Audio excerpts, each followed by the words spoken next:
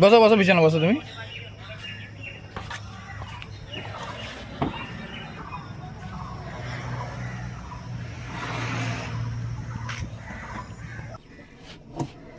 আস্তে আস্তে ক্লাচ ছাড়ো,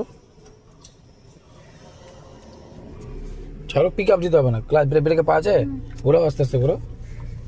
ব্রেকে পা রেখে আস্তে আস্তে ঘোরো। ক্লাচ ব্রেকে দুটোতেই পা থাকবে, চাপবে না কিন্তু। কেন, হঠাৎ যদি কেউ চলে আসে সেই জন্য।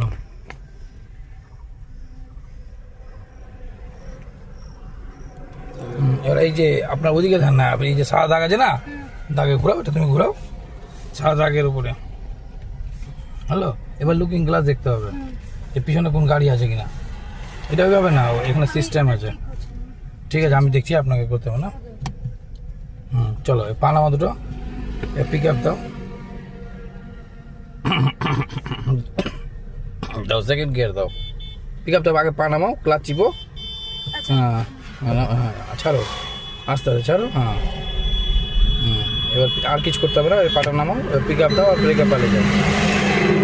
ঠিক আছে,